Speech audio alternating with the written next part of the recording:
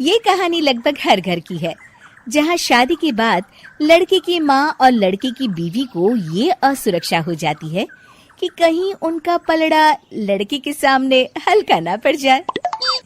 ऐसे में चालाक बहू सास को कैसे देती है जवाब, चलिए देखते हैं इस कहानी में। सौम्या और उसकी सास एक दूसरे से जलन की भावना रखती। दोनों के बीच सिर्फ कंपटीशन था कि आखिर शेखर है किसका। शेखर यानी सौम्या का पति और कंचन बहन का बेटा।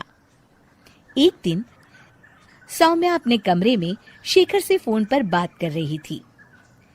हेलो शेखर, मैं ना आज सारा दिन घर का काम काज करके थक गई हूँ। क्यों ना शाम को किसी क्लब में चले? Okay baby. कमरे के बाहर कंचन बहन सौम्या और शेखर की सारी बात सुन लेती हैं। बड़ी आई मेरे बेटे को लेकर क्लब जाने वाली। शाम को तो वो मेरे साथ मंदिर जाएगा। शाम को शेखर जल्दी वापस आता है और सौम्या भी शानदार ड्रेस पहनकर तैयार रहती है। अरे शेखर बेटा, अच्छा हुआ तुम आ गए। बेटा लगता है मेरी कमर में लचक पड़ गई है। हाय मैं तो मर गई। अरे माँ, क्या हुआ? मेरी तो सौम्या से बात हुई थी, उसने तो मुझे कुछ भी नहीं बताया। तभी शॉर्ट चमकीली ड्रेस में फुल मेकअप में सौम्या वहां आ जाती है। सौम्या, तुमने ये क्या हाल बना रखा है? माँ की कमर लचक गई है। जल्दी चलो, हमें माँ को डॉक्टर के पास ले जाना है। लेकिन माँ अभी कुछ देर पहले तो ठीक थी। हाँ, मैं तो नखरे कर रही हूँ ना। नहीं माँ, सौम्या का ये कहने का मतलब नहीं था। चलो, हम अभी डॉक्टर के पास चलेंगे। सौम्या परेशान सी माँ की तरफ देखती है। शेखर माँ को पकड़कर कार की तरफ ले जाता है कि तभी कंचन सौम्या की ओर देखकर आंख मारती है।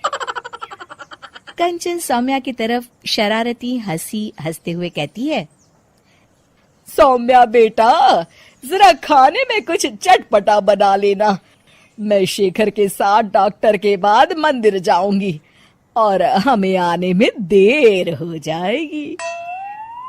शेखर और कंचन जैसे ही कार में बैठने जाते हैं, सौम्या वहां आ जाती है। शेखर, मुझे ना माँ की बहुत चिंता हो रही है। क्यों ना मैं भी आपके साथ चलूं? खाना मैं घर आकर बना लूंगी। वाह सौम्या, तुम कितनी अच्छी हो। तुम्हें माँ का कितना ख्याल है। सौम्या कंचन की ओर देखते हुए, आखिर तुम्हारी माँ मेरी माँ भी तो है। अरे नहीं सौम्या बेटा, तुम परेशान ना हो। अरे माँ नहीं, सौम्या भी आपके ठीक होने तक परेशान ही रहेगी और उसका मन भी काम में नहीं लगेगा। चलो सौम्या, तुम भी साथ चलो। सौम्या पार्टी की ड्रेस में ही शेखर के साथ कार के सामने सीट पर सवार हो जाती है। कंचन रास्ते में कहती है, अरे शेखर, ये तो किसी चमत्कार से कम नहीं। क्या हुआ माँ? बेटा, मेरे कमर की लचक तो मानो गायब ही हो गई। सौम्या तो समझ चुकी होती है, लेकिन वो शेखर के सामने अनजान बन जाती है। माँ, ये तो सच किसी चमत्कार से कम नहीं। आपको तो ईश्वर का शुक्रगुजार होना चाहिए। शेखर, चलो हम माँ को सिविल लाइंस के हनुमान मंदिर ले जाते हैं। और देखिए ना, आज मंगलवार भी है। हाँ, क्यों नहीं। लेकिन सौम्या, मैं तो ऑफिस से सीधे यहाँ आ गया हूँ। मैंने तो हाथ मुंह भी नहीं धोए। मैं मंदिर कैसे जाऊंगा? कोई बात नहीं शेखर, मैं और माँ भगवान का शुक्रिया अदा कराएंगे। चलो अच्छा ही है, ये मेरे साथ रहेगी और मैं मंदिर के भी दर्शन कर लूंगी। रही बात शेखर की, तो अच्छा ही है। अगर वो मेरे साथ नहीं तो इस सौम्या की बच्ची के साथ भी नहीं रहेगा। मंदिर के बाहर काफी भीड़ देखकर कंचन और भी खुश हो जाती है। दर्शन करने में कम से कम 2-3 घंटे तो लग ही जाएंगे। माँ, यहाँ पर तो काफी भीड़ है, यहाँ काफी वक्त लगेगा। चलो यहाँ कल आ जाएंगे।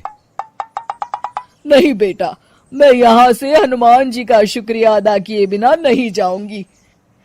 वैसे भी मेरा आज सारा दिन का उपवास है, दर्शन करके ही मैं कुछ खाऊंगी बेटा। ये कहकर कंचन कार से उतर जाती है और सौम्या से कहती है, चलो सौम्या, दर्शन कर आए। माँ, मैं तो आपको बताना ही भूल गई, मैं ऐसे कपड़ों में मंदिर कैसे जा सकती हूँ? अरे सौम्या, मैंने तो ध्यान ही नहीं दिया। ये कपड़े तो काफी छोटे हैं, मंदिर में पहनकर जाना ठीक नहीं रहेगा। और बिना दर्शन किए माँ कुछ खाएगी नहीं। अब क्या करें? अरे करना क्या है, माँ दर्शन कर ले, हम यही कार में माँ का इंतजार करेंगे। माँ, आप मंदिर में दर्शन करें, तब तक मैं और सौम्या पास के होटल से कुछ खाकर आते हैं। और हाँ, आपके लिए भी पैक करवा लेंगे।